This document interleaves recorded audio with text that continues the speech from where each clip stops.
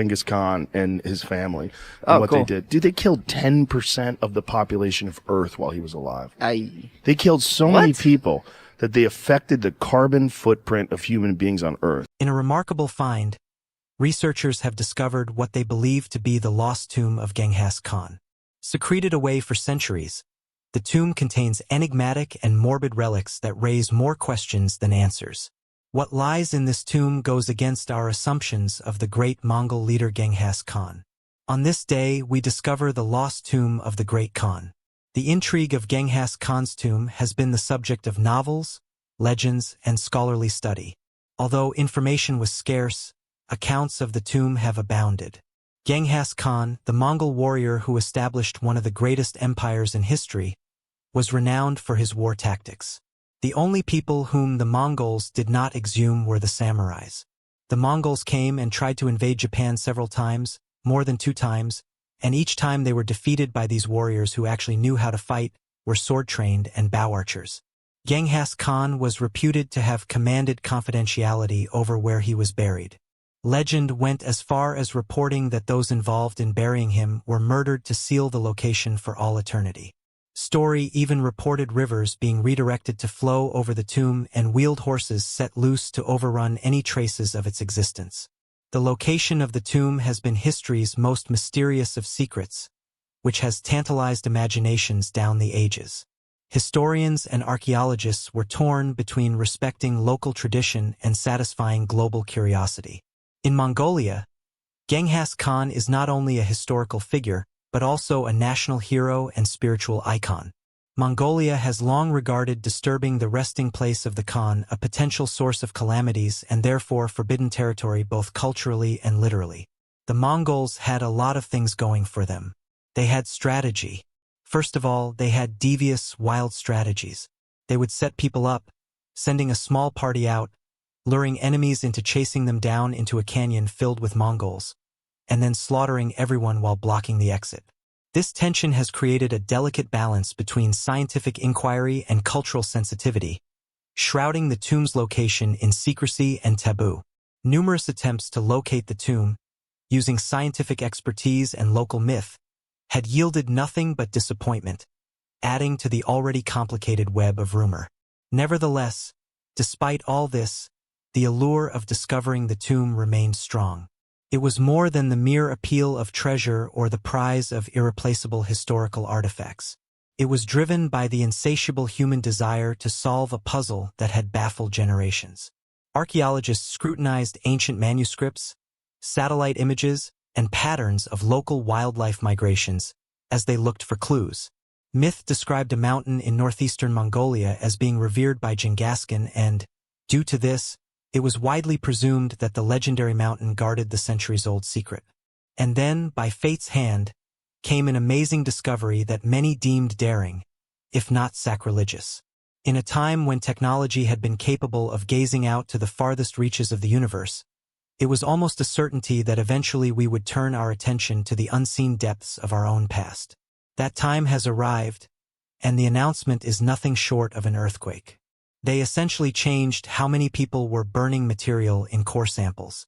The carbon impact of humans was less when Genghis Khan lived because he killed 1 out of 10 human beings.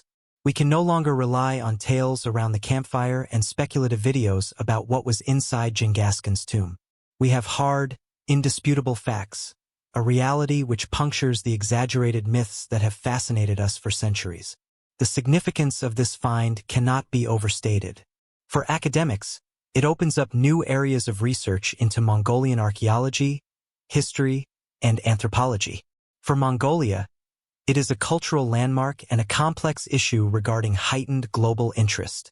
For the rest of the world, it is a chilling new chapter on an old story that has fascinated us for centuries. There is this myth that a man went to China to seek out commerce opportunities. Coming towards where he was headed, he noticed on the skyline a snow-covered mountain. Closer inspection caused him to realize it was a burial mound.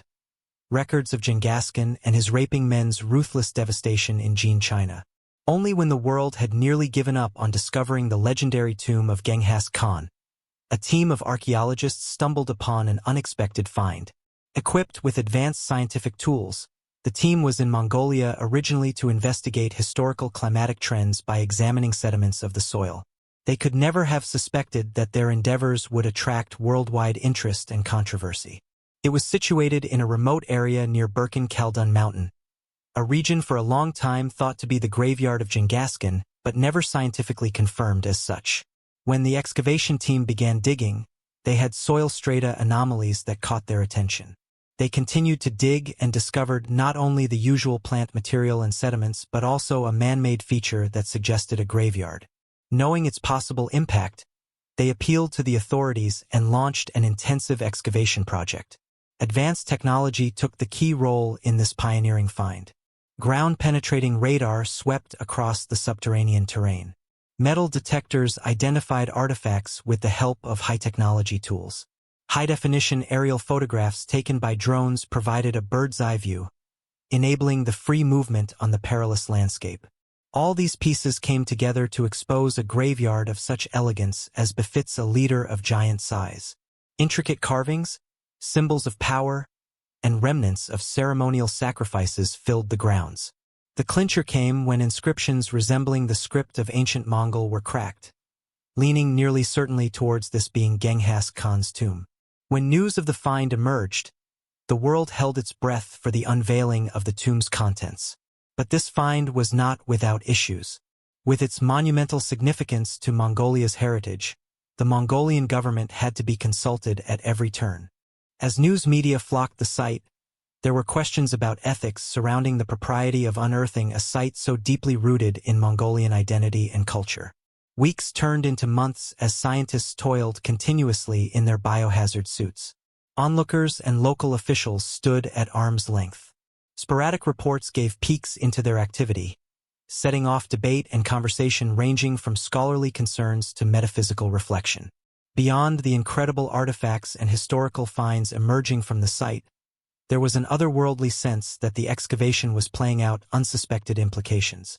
Linguists examined inscriptions, historians sifted through ancient texts, and anthropologists deliberated the cultural implications as the project took on an interdisciplinary flair.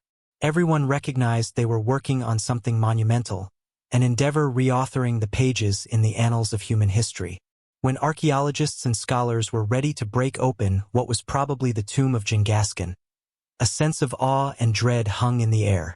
The customary pomp associated with great historical discoveries was curiously absent, replaced by terror.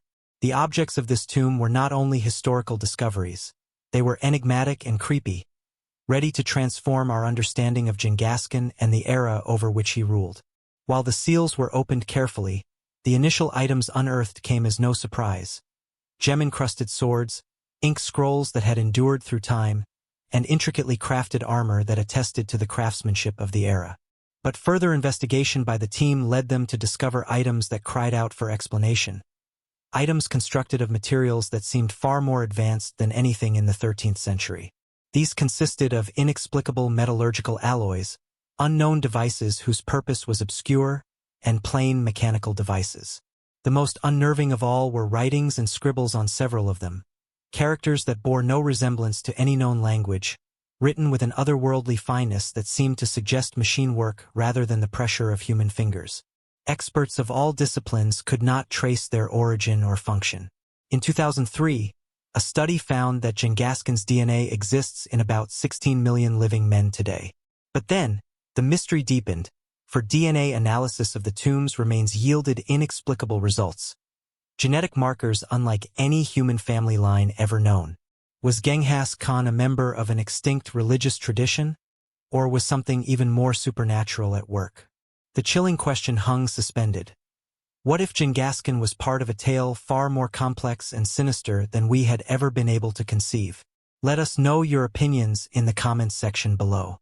If you like more content from Discovery, please click on that like button and don't forget to subscribe. Thanks for watching.